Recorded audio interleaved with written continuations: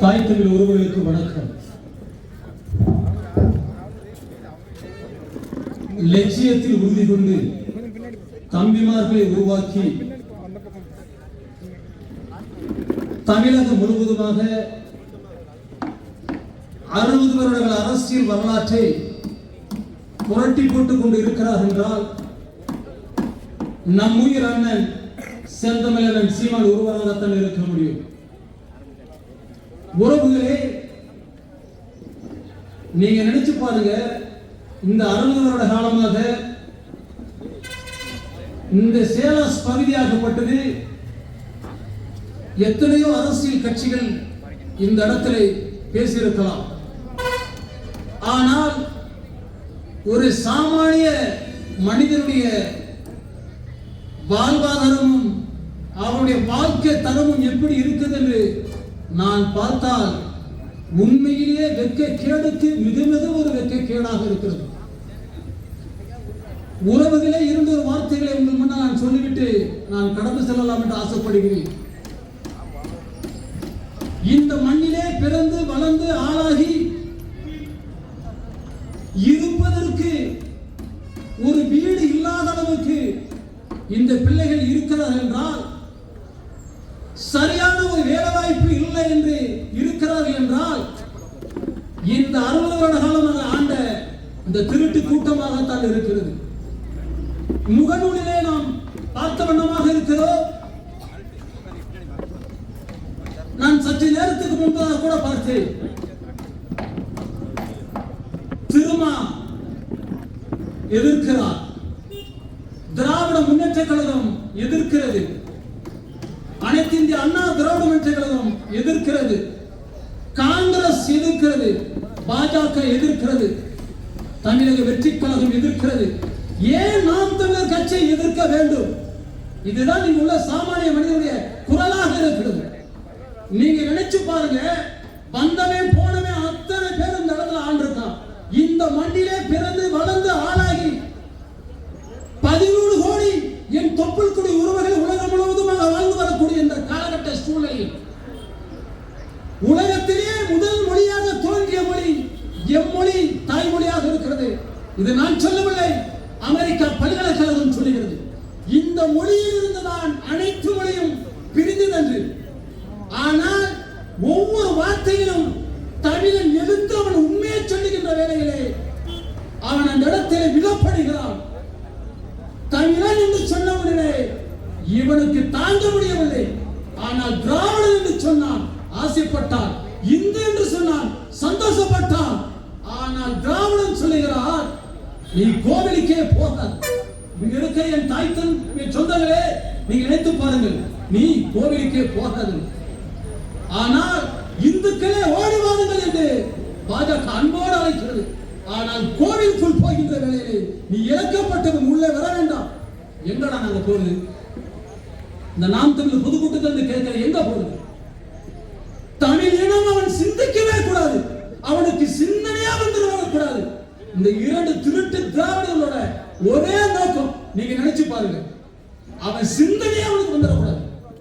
இப்படியாப்பட்ட பிள்ளைகள், மானத்தமிழ் பிள்ளைகள் முன்னாடி உட்கார்ந்து இந்த வார்த்தையை கேட்கிறாங்கன்னா, எவ்வளவோ கட்சிகள் ஒரு பொதுக்கூட்டம் போட்டாலும் அவன் எடுத்தடுப்புல கேட்பான். இப்ப நானே பேசிட்டு போனா கூட எத்தனை ரூபாய் பணம் வாங்குறீங்க? 60 வருட காலமாக இந்த ஈன சொல்லுதான் நம்மளுக்கு கிடைத்து இருக்கிறது. உறவுகளே, நாம் சிந்திக்கவே கூடாது. அப்படி சிந்தித்து முன்னால் வந்தால் கூட அவனை ஏகமாக பேசி அவனை கைக்குள் போட்டு அவனுக்கு ஏதாவது ஒரு ரொட்டி துண்டை கொடுத்தது போல் கொடுத்து விட்டால் அவன் ஓரமாக அமைந்து விடுவான். இதுதான் இந்த திராவிட கூட்டம் செய்த நாச வேலை. அதுக்கு நம்மள முன்னால் இருந்த அவருடைய பேரை சொல்லி நான் நேரத்தை கணிக்க விரும்பவில்லை. அவருடைய மகனுக்கும் மகளுக்கும் அவருடைய சொந்த மகன்களுக்கும் மணிமகனம் சுட்டுவதற்காக நம்மளை பகடக்காய யூஸ் பண்ணால் நீங்க நினைத்து பாருங்கள் உறவுகளே, நினைக்கின்ற வேளையில நெஞ்சமெல்லாம் கொதிக்கின்றது. வழிதாங்கி சுமையான இடத்துல உங்களை நான் பதிவிடம் செய்கிறேன். நீங்க நினைச்சு பாருங்க, எவ்வளவு அரசியல் கட்சிகள் இருக்கிறது.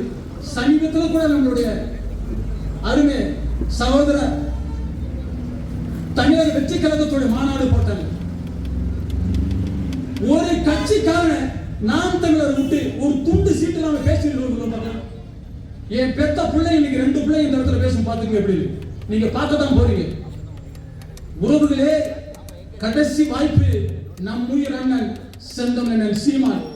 இது ஒரு குடும்பமாக இருக்கிறது.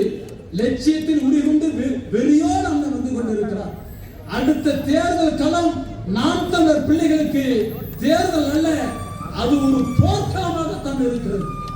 இதை நான் இந்த இடத்துல எதற்காக நான் பதிவுகிறேன் என்றால், 60 வருட காலமாக நம்மளை நசுக்கி நொடுக்கி வச்சதுதான் மிச்சமா இருக்குது. கடைசியில நம்மளுக்கு ஒண்ணுமே இல்லை. இன்னைக்கு பாருங்க, நம்மளுக்கு ஒரு வேலை வாய்ப்பு அனைத்தையும் இழந்து எங்க பார்த்தாலும் லஞ்சம் என்கின்ற தலைவிரிச்சு ஆடக்கூடிய ஒரு சூழ்நிலை இருக்குது. 2 நாட்களுக்கு முன்பாக இந்த குன்னூர் பகுதியில என் அன்பு சகோதரன் சரவணனும் அவனுடன் இந்த தாய்த்தமிழ் உறவுகளும் சேர்ந்து சாலை செப்பிடர்கள் இடுவதை சரியில்லை என்று சொல்லி அதிகாரிகளிடம் அவர்கள் வாக்குவாதம் செய்தார்கள். ஆனால் என் தம்பி கேட்கிறார், நீங்கள் இந்த சாலை செப்பிட வேலைகின்ற வேலையிலே அதிகாரிகள் உங்கள் கையில் கோப்புகளை கொடுத்திருப்பார்கள், அந்த கோப்புகளை எங்களுக்கு காமிகள் என்று. கடைசி விவாதம் முடிந்து அதிகாரிகள் நாங்கள் உண்மையிலே சரியாக போடுகிறோம் என்று போய்விட்டார்கள். மறுநாள் காலையிலே தொலைக்காட்சியில் வருகிறது, சன் தொலைக்காட்சியில் எப்படி வருகிறது பார்த்தீங்களா? நாம் தமிழர் பிள்ளை என்று சொல்வதற்கே கூச்சமாக இருக்கிறார் அவர்களுக்கு. வியாபாரிகள் அந்த இடத்திலே வாக்குவாதம் செய்கிறார்கள். நீ உண்மையிலே சீப்பு ஒளி வச்ச கல்யாணம் நின்று போகணுமா தான் நினைக்காத. இந்த இடத்துல நான் சொல்ல ஆசைப்படுகிறேன். இப்படி விடயத்தை நான் சொல்ல வேண்டும். எண்ணற்ற விடையில இந்த இடத்துல நான் பதிவு செய்யலாம். இதே உதவியிலே கக்குச்சி ஊராட்சியிலே போன வாரத்திலே நண்பு சகோதரன் இலக்கியம் அதே போல் பணத்தை வாங்கிக் கொண்டு ஏமாத்திய பஜாஜ் நிறுவனத்தில் பேசுகின்ற சொன்னவுடனே காவல்துறைக்கு நாம் போவதே உறவுகளே பய உணர்வை ஊட்டியது இந்த திருட்டு திராவிட கூட்டம். காவலர்கள் நமக்கு நண்பனாக சகோதரனாக நம்முடைய பிரச்சனைகளை தீர்க்க வைத்துக் கூடியவராக இருக்கிறார்கள். அங்கே போனாலே உண்மையை வழக்கு நீ போகாத என்று சொல்லி அச்சுறுத்தலை ஏற்படுத்தின காரணத்தினால் ஒரு குடும்ப பிரச்சனைக்கு கூட காவல்துறைக்கு போவதற்கு பயமாக இருக்கிறது.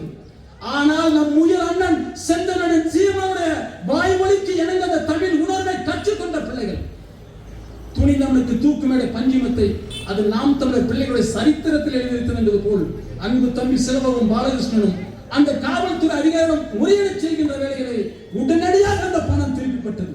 நீங்கள் நினைத்து பாருங்கள், இப்படிப்பட்ட பிள்ளைகள் அந்த பிள்ளைகளை வரக்கூடிய சட்டமன்ற தேர்தலாகட்டும் உள்ளாட்சி மன்ற தேர்தலாகட்டும் என் தாய் தமிழ் சொந்தங்களுக்கு ஆசைப்படுகிறேன், சொல்ல நான் ஆசைப்படுகிறேன்.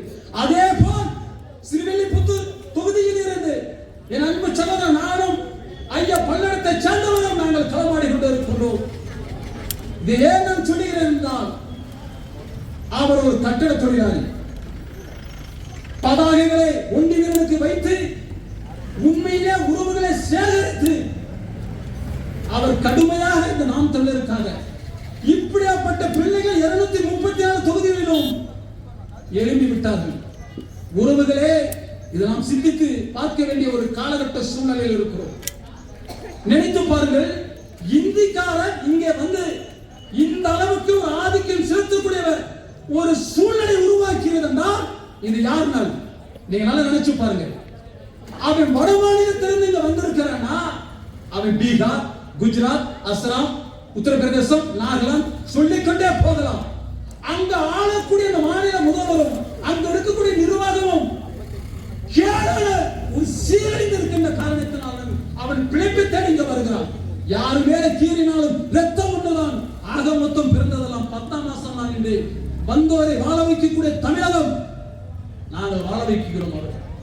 ஆனால் வந்த இடத்திலே திண்டுக்கல் மாவட்டத்திலே நடந்த சம்பவம் சரவணன் அன்பு மகனுக்கு உங்களுக்கு தெரியும், படுகொலை செய்திருக்கிறார். அந்த மகன் என்ன செய்தான்? அந்த எஜமானுக்கு உண்மையாக இருந்தார். பணம் பிரச்சனை முன்பணம் வாங்கி இருக்கிறார்கள். அவர் ஊதியம் வாங்குகின்ற வேளையிலே பணத்தை பிடித்து கொடுக்க வேண்டும் என்று அங்க இருக்கிற எஜமானுடைய உத்தரவு. அவர் வேலைக்காரன் செய்யாமல் இருப்பானா? இப்படி தகராறு ஏற்பட்டிருக்கு. அதை அந்த எஜமானுடைய மனைவியும் பார்த்து, மகனே அவர்களிடம் நீ அதிகம் பேசாதே என்று சொல்லியிருக்கிறார். இது அத்தனை முகநூல் வந்தது. என் உறவுகளை நீங்கள் சிந்தித்து பாருங்கள். அடித்து படுகொலை செய்திருக்கிறார்கள். இந்த மண்ணிலே பிறந்து வளர்ந்து ஆளாகி ஒரு அன்பு மகனை இழந்து நிற்கிறோமே, நாம் நாதியத்தை கூட்டமா? நமக்கு கேட்கறதுக்கு யாரும் இல்லையா? அதற்காகத்தான் நம் உயிரினன் கடவுள் கொடுத்த கூட செந்தமிழன் சீமன் வந்து இருக்கிறார். அவருடைய நாவில் வரக்கூடிய சொற்களின் மித்தமாக லட்சம் தொண்டர்கள் இன்று மான பிள்ளைகளாக தமிழகம் முழுவதுமாக வளம் வந்து கொண்டிருக்கின்றார். அப்படி என்றால் இந்த தமிழகத்திலே சரியான ஒரு ஆண்மகன் ஆட்சியில் இருந்தால் அவர் இங்கே வந்து இப்படி கண்டனம் கட்டிக்கொண்டு நம்மை விரட்டி ஏதாவது செய்வார்களா? அப்படி ஒரு ஆண்மகன் இருந்திருந்தால் நீங்கள் நினைத்து பாருங்கள், இந்த அரசாங்கம் எந்த ரீதியில் போய் கொண்டிருக்கும்? நன்மைக்கு ஏதுவான காரியங்களை போய் கொண்டிருக்கும். விவசாயம் பொழிகின்ற பூமி இந்த பூமி. விவசாயத்துக்கு முன்னுரிமை கொடுத்து அந்த விவசாயத்தில் வரக்கூடிய லாபத்தின் அடிப்படையில் அனைவருக்கும் வேலை வாய்ப்பை கொடுத்து உணவு இல்லை என்றால் ஒருவர் உயிர் வாழ முடியும். நீங்க நினைத்து பாருங்கள், இந்த நீர்களை விளையக்கூடிய பொருள்கள் அனைத்தும் வெளிமாநிலத்துக்கு செல்கிறது. அப்போ உயிர் வாழக்கூடிய ஒரு சூழ்நிலை நாம் உருவாக்குகிறோம். அது அனைவருக்கும் வேலை வாய்ப்பை நாம் கொடுப்பேன் என்று சொல்லுகிறார். நான் சொல்லுகிறேன், இந்த இடத்துல கடைசியாக அப்படி ஒரு ஆண்மகன் இந்த இடத்துல வந்தால் உண்மையிலேயே நான் இந்த இடத்துல நான் சொல்ல ஆசைப்படுகிறேன், அனைவரும் வேலைக்கு செய்வார். அவன் சாராயத்துக்கு இலவசம் என்கிற கண்டனம் கட்டிக்கொண்டு அவன் சாராயத்தை ஊத்தி கொடுத்ததனால் அவன் குடிபோதையிலே பிள்ளைக்கு இலவசம், படிப்புக்கு, மனைவிக்கு இலவசம், ரேஷன் கார்டுக்கு, இவனுக்கு அரிசி இலவசம் எல்லாம் கொடுத்து விட்டாங்க. எப்படா வேலைக்கு போவான்? அயோக்கிய பேர்ல அவர் ரோட்ல உட்காந்துட்டு பேசாம இருப்பான். நீ பேசாம டிவி வேற கொடுத்துட்ட. அந்த டிவில என்ன நிகழ்ச்சி வருது? சரியான ஒரு ஆண்மகன் இருந்தால், இந்த நாட்டை ஆளக்கூடிய நாலுங்கிற அண்ணன் வந்தால் உண்மையிலே அனைவருக்கும் வேலை வாய்ப்பு, அவன் வேலைக்கு செல்வான். உண்மையிலேயே இந்த இடத்துல நம் இனம் மலரும். அது எந்த ஒரு மாற்றமும் கிடையாது. தாய் தமிழ் உறவுகளே, சிங்கார சீமையிலே சீமானுடைய ஆட்சி அது சீக்கிரத்தில் மலர போகிறது. வரக்கூடிய 26 தேர்தல் களம் நமக்காக காத்துக் கொண்டிருக்கிறது. அது தேர்தல் அல்ல, போர்க்களம்.